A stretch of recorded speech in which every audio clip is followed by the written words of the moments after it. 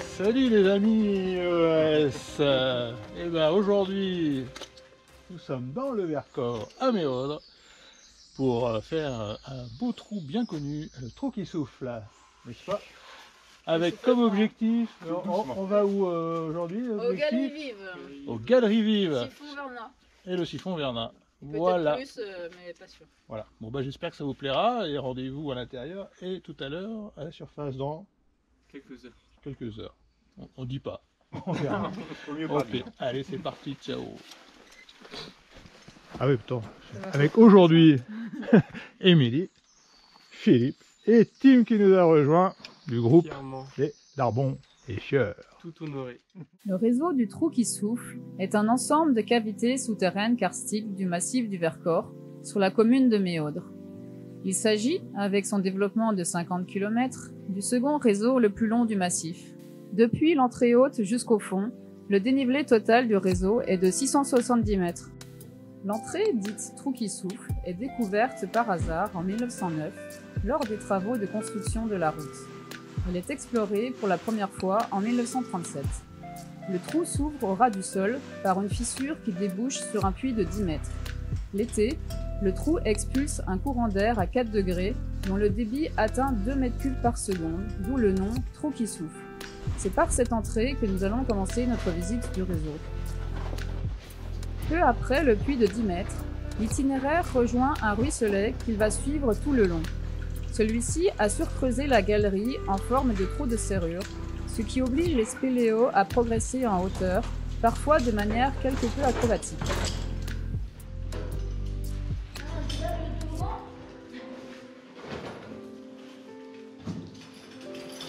Puis, un petit ressaut débouche dans une série de salles assez hautes de plafond.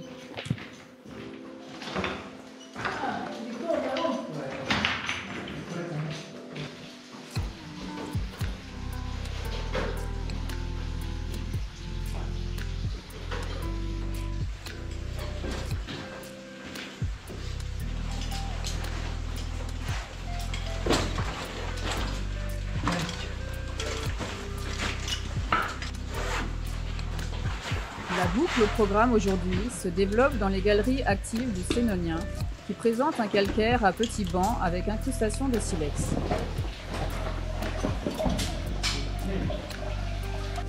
Des mains courantes équipées en fixe viennent sécuriser la progression et conduisent en haut du premier puits de 30 mètres. Descendre du puits de 30 mètres. Les cordes oranges sont un équipement provisoire mis en place par le SJ4 en prévision d'un rassemblement spéléo pendant le week-end de l'Ascension, ce qui simplifie grandement la progression.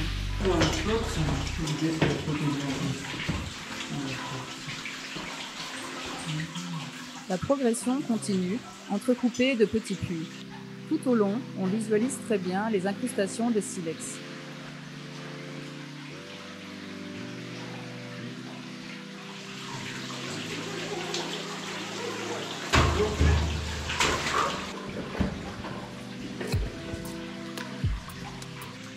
Puis l'équipe arrive au pas de l'Homme-Sou, où la progression se fait plus ou moins en adhérence.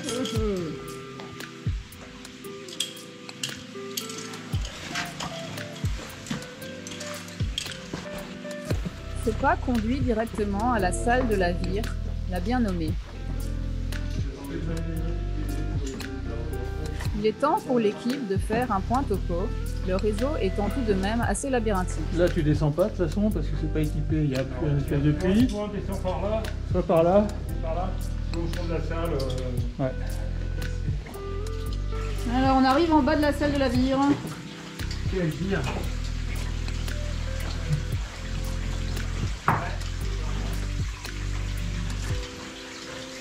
Là il y a un bon courant d'air. Ambiance intimiste, Ah oui. dans le méandre. Un petit méandre montant pour arriver au pélis. Et Oh. les petits ruisselets.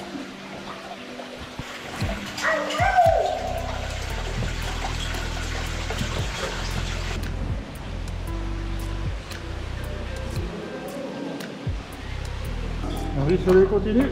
Voilà. Les spéléologues arrivent au carrefour de la condensation, point de départ de la boucle de ce jour. Donc après les 2 ressauts, on quitte la galerie principale pour aller vers la galerie de la condensation. Donc pour aller chercher la tête émerveillée. Le passage de la tête émerveillée, c'est ça, à 2 mètres de hauteur. Voilà. Allez, à la galerie de la condensation. Le réseau change d'aspect. Les spéléologues progressent maintenant dans un méandre.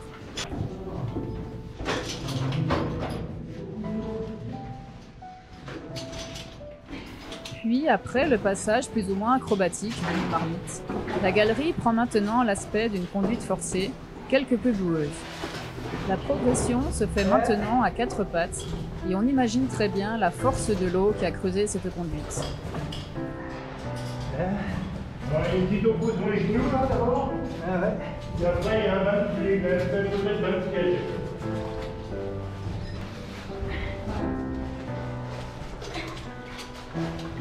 Petit passage aquatique. Passage à queue. À queue boueux. À queue boueux. Alors le vaillant va aller voir le réseau, le puits cigale. Pour voir si on va pas descendre trop sur la cascade. Voilà. Allez, c'est parti. Allez, bah écoute, bon courage. Hein. Allez, tout à l'heure. Ensuite. En période de crue, la descente de ce puits peut s'avérer impossible, la cascade qui s'y déverse étant alors trop violente.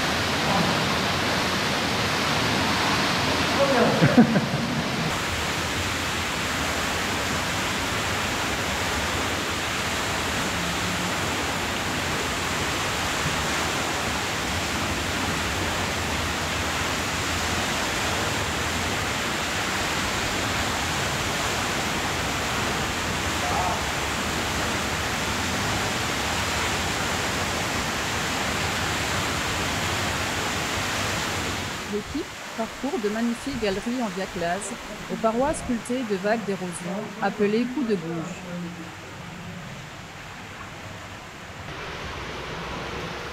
L'eau est maintenant omniprésente.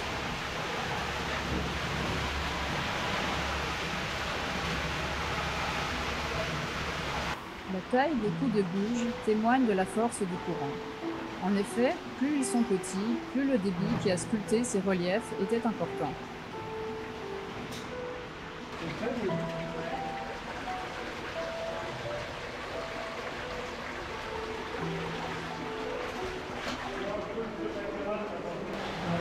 Ah, c'est joli, tu peux rentrer. Hein. C'est là où le ruisseau se perd. Ah ouais, ok. Toujours tu peux y aller un peu. Donc ça se perd là. Ok. Quoi? Alors, il faut se jeter là-dedans. Ouais.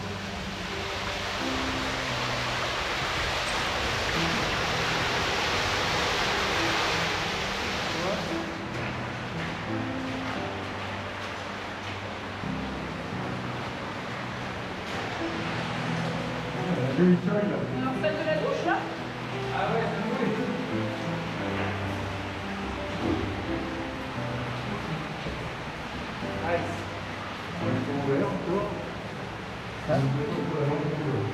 En route pour le siphon Bernard. Siphon Bernard. Ah, il y a une douche là, c'est ça? Hein? Il y a une douche? Les spéléologues arrivent ici à la confluence de tous les ruisseaux du secteur. L'ambiance est déjà impressionnante. On imaginera aisément quel peut être le spectacle en période de pluie.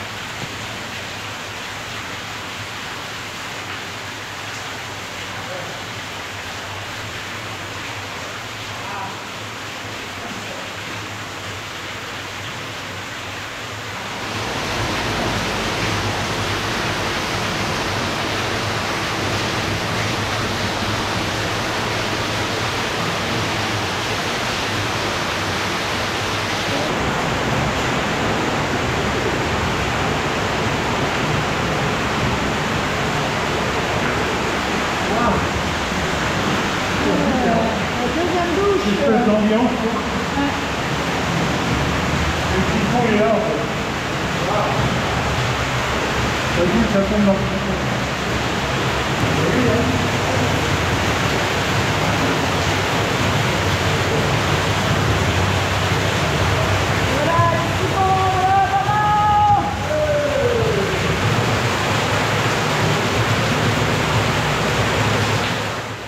En route vers la galerie de la Toussaint.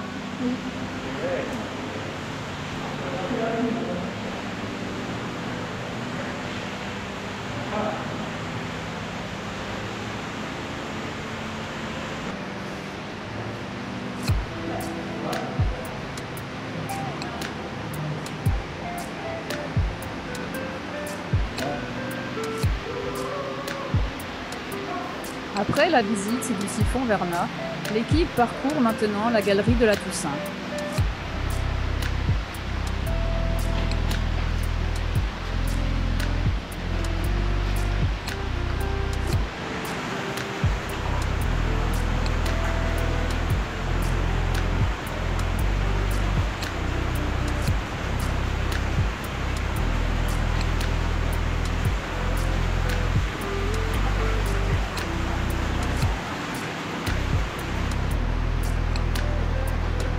Cette galerie est creusée dans un calcaire à silex dont les strates sont verticales.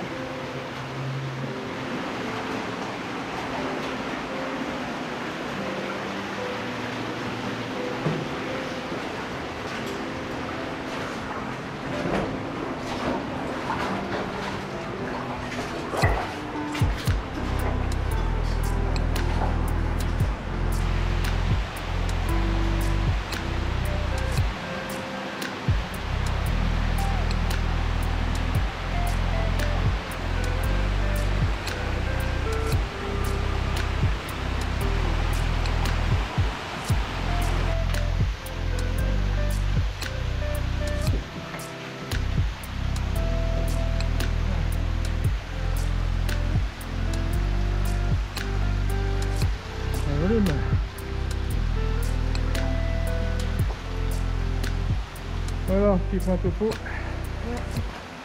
Alors, on est. En fait, je pense qu'on peut centrer.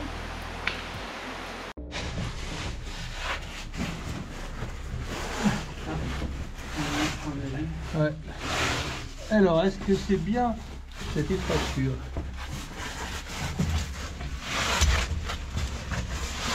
Pas de doute, les voilà à la fameuse étroiture. Rien d'extrême, mais sévère tout de même.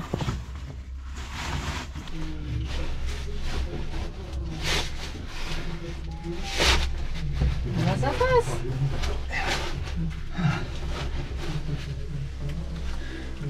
Alors, c'est top. Ouais, ça va. Oui. Ah ouais. Il y a eu pire, hein. Voilà, on est dans les boyaux. Si Émilie a une bonne idée. Après, ça. On rejoint les cyclopes par là-bas. Les trois quarts de la petite troupe ont passé l'étroiture. La galerie continue, toujours étroite. Rejoignez. Et en plus, il filme. Et regarde, je filme derrière. On est au top. Bon, alors là, Philippe, t'as bien fait de faire demi-tour. les amis, ah, c'est spécial, Philippe. T'as loupé le sac là, Philippe. Ah, Le petit Attends, boyau on avait, deviendra gros. un spot d'allumé. Ça suit. Bah, ça suit son cours. Peut-être qu'avec une caméra au bout de bras, un truc dans l'autre, c'est vrai que c'est top. Hein. N'est-ce pas?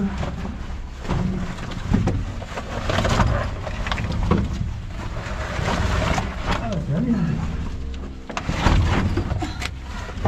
Oui. On va sur un 4 pattes, ça va vachement mieux, ouais. Oui, Une flèche? il y avait une flèche là qui partait par là. Donc, résumons-nous. Ouais. Résumons.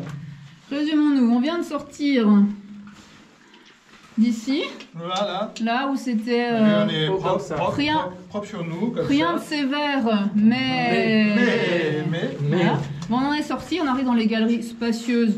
Bon, spacieuses. Bon, on en a perdu un. Du cyclope, on a Ouais. perdu un en cours de route. Il est encore coincé là. Nous, on va continuer par là. Ici, la progression est assez aisée. On ira jusqu'au siphon Cyclope, qui paraît qui est le plus beau siphon du réseau. Wow. Je dis ça pour encourager mes collègues à poursuivre. À la mine, c'est à la mine.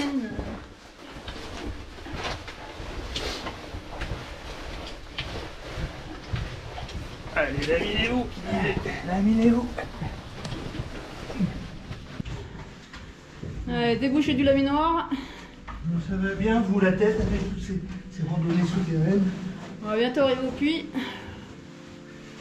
Petit puits. Où on espère qu'on trouvera une belle corde orange. Que dit-il? Un gros petit toboggan. Un petit toboggan. Allez, c'est ludique. C'est ludique ces sorties spéléo. Mais que fait le SGCAF? Nous voilà Ils équipent pas au jusqu'au dernier bout. ressaut qui mène vers le siphon Cyclope. Il n'est pas équipé, nous avons laissé la corde un peu plus haut, ainsi que Philippe d'ailleurs, un peu plus haut. Et donc il est temps pour nous de remonter, de faire la boucle par le réseau Bourgoin, ou Bourgoin, enfin en fonction de l'appellation. Allez, Ah, on a pris l'embranchement genouillère. vers le réseau Bourgoin qui va nous ramener à la salle de la ville. Et à Philippe. Ouais. Allez, dans 20 minutes on y est. Allez, on récupère le réseau Bourgoin.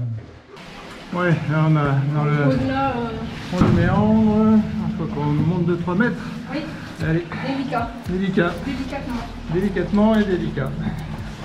Bah, c'est une technique d'opposition. Ouais, éprouvé et approuvé. La spéléologie fait appel à des techniques d'escalade assez pointues, à base de coincement de genoux, de fesses, de ramonage, etc.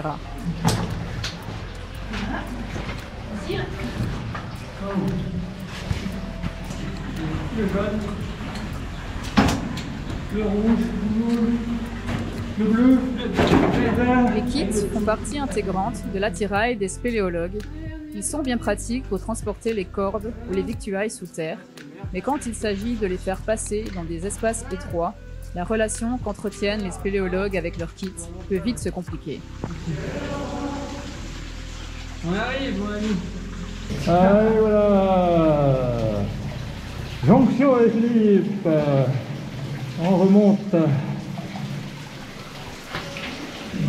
Bon alors, hein, qu'est-ce que t'en penses, Émilie, tout ça? C'est dommage qu'on ait fait ce petit tour sans aller voir le site. Ouais, mais bon, hein. C'est bon, hein. Ah, Bon, et voilà, on a bouclé la boucle. Voilà, on a remonté du réseau Cyclope, siphon Cyclope qu'on n'a pas vu. Et voilà, et à l'aller, on était passé par là. Donc maintenant, il n'y a plus qu'à remonter par là. sortez, les trucs qui soufflent, belle petite boucle là. Voilà, j'espère que ça vous a plu, les amis. Et à la prochaine. Prochaine à Madagascar. Ah oui, Probablement. Voilà. Impression, Philippe? Ouais, super. Très joli trou. Joli. Ouais. Voilà. Monsieur le Darbon, l'impression? Ah bah une très belle qualité, avec des qualité. grands volumes. Voilà. Et des plus petits aussi, Et oui, les plus petits, tout à fait. Petits On volumes. peut le dire. On peut qui le nous ont dire. fait bien plaisir. Voilà. Je Super. recommande.